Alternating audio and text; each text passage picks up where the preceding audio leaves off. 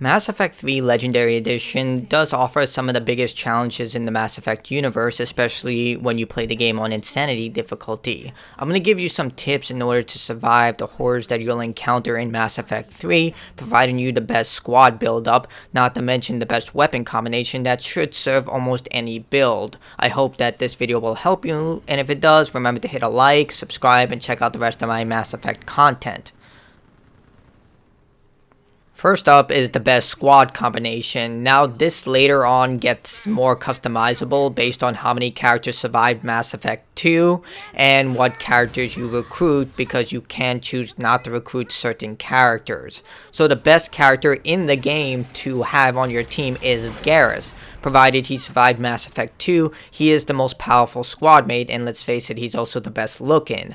So what build should you give Garrus? So first off, I'm doing this on New Game Plus, which I assume you'll be playing on when you take on Insanity difficulty. If you decide not to, this build probably won't work as effectively. So first off, you want to buy the N7 Typhoon. This weapon is only available in the Spectre store in the Citadel, or you can purchase it from the Normandy from the store at the Shuttle Bay. So you want to get this weapon as soon as you can and upgrade it as much as possible. It doesn't matter how far you upgrade it, just get the base weapon. Next, you want to ensure that you have the extended barrel, which increases damage, and you want the spare clip upgrade in order to ensure that Garrus can shoot from much more continuous streams, because the weapon starts to shoot quicker the more the trigger is held.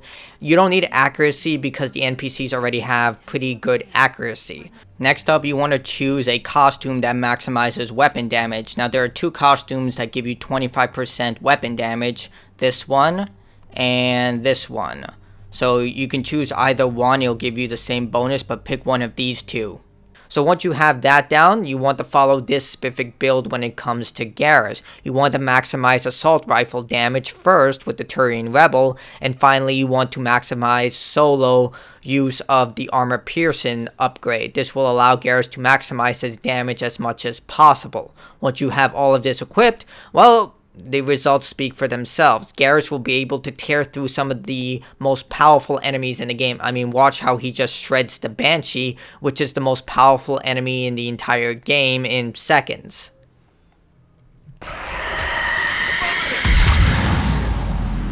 Affirmative! We've got more of those mutated Asari ahead. On the double! They really mean business, don't they?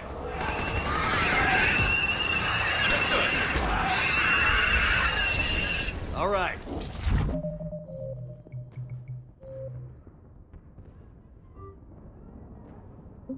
The next best character is James Vega. The reason I chose Vega instead of Ashley Williams or Kaidan Alenko is because both those characters are optional, in the sense that you can kill them one or the other in Mass Effect 1, and in Mass Effect 3 you can choose either to kill them or not recruit them. James is a guaranteed recruit and you'll always have access to him, so that's why I'm choosing him as the second best character. He also has a high weapon output. So when you pick James, just like with Garrus, make sure you pick the costume that provides weapon damage. And just like with Garrus, you want the N7 Typhoon with the extended barrel and the magazine clip extension. Next, you want to maximize solo damage, weapon damage bonus, power damage if you want to invest into Carnage, and of course, well, the last skill doesn't really matter, but next up is flame rounds or incendiary ammo. You want to make sure you maximize personal damage as opposed to group damage, as with Garrus with armor piercing, so just follow this guide.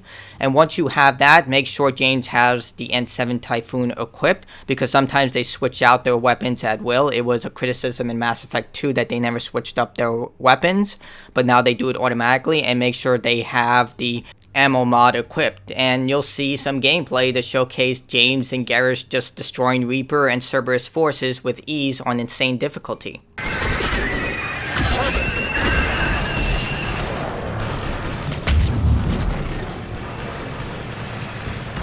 Understood. Ragnar, far end of the room. I see him.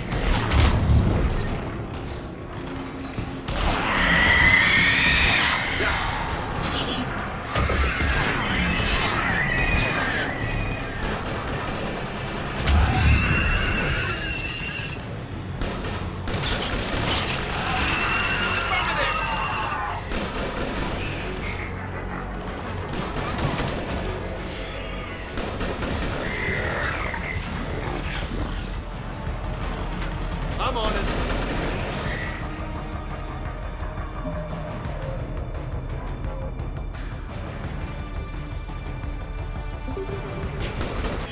Let's get over there.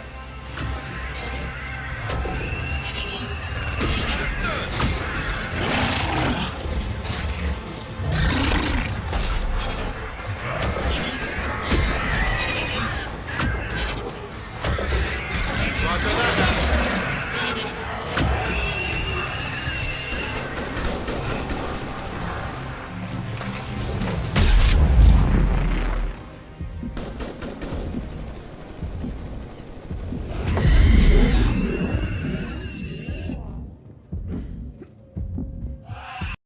Alright, next up is Shepard. Now, Shepard is a bit of a wild card because it mostly depends on what class you pick. Now, you can pick any weapon in Mass Effect 3 and equip it to Shepard. The only consequence is that it lowers the cooldown rate for your abilities, which is what you don't want if you're a biotic or a tech expert like an adept, engineer, or vanguard. But if you're a soldier, you generally just want the most powerful weapon. But nevertheless, concussion shot is an extremely overpowered move, but that's not here or there. I'm going to select the best weapons for any situation that will completely destroy Reaper, Cerberus, or any enemy you encounter. So the first weapon you want to get your hands on the second you gain access to the Presidium on the Citadel is the anti-synthetic rifle. Now, you can find this at the Elcor's Combined Arsenal Supply Store, which is at the Presidium. The second you exit the elevator going from the Presidium, you make a left, and it's right by one of the Volus. People who played Mass Effect 1 will recognize this Volus as the one who gave you the Shadow Broker information in Mass Effect 1. But you can also find this on the shuttle bay if you decide to get it from the Normandy with a surcharge attached. Either way, this weapon is incredibly powerful and accurate. The only issue that it has is that it doesn't have a lot of magazine size, which you can upgrade if you choose to do so. But you want to equip this rifle with the extended rifle barrel, which increases your damage depending on how far that's been upgraded. And of course, if you're going against Cerberus soldiers, you want the assault rifle Pearson mod. If you have Liara on your team, Cerberus soldiers, specifically Guardians, will be no problem, but when you're on Omega, you don't have access to Liara's singularity ability, so you definitely want to ensure that you have this equipped if you don't have access to any type of singularity or ability to remove those shields, unless you're a crack shot. If you're a crack shot, you can shoot through the Cerberus visors.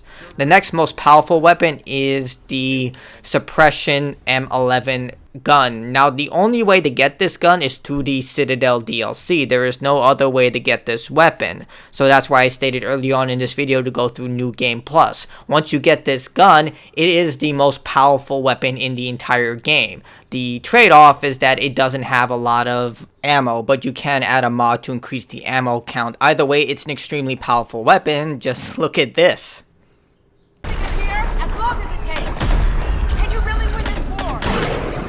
That temple and the Reapers are his. Grab the hero with your fingertips and let's do some damage! Feels like a kill zone. Nice shot! So hopefully these tips will help you out. I've shown you how to build Garrus into a literal god, what weapons to use regardless of what class you decide to make Shepard, and you should be able to effectively conquer Insanity difficulty if the achievement doesn't glitch out. It has glitched out on me, and I still haven't unlocked it because of that issue. But either way, Mass Effect 3 is available right now. It's one of my favorite games of all time. The entire trilogy is. And I hope you enjoyed this video. Please leave a like, comment below. If you don't know what to comment, leave an emoji. Also, check out the rest of my Mass Effect content. I'm going to start uploading these more frequently because it's one of my favorite franchises. I've stated that before, but I really want to start doing this more often as I love doing these types of videos. Till next time, everyone, thanks for joining me. Stay awesome, everyone.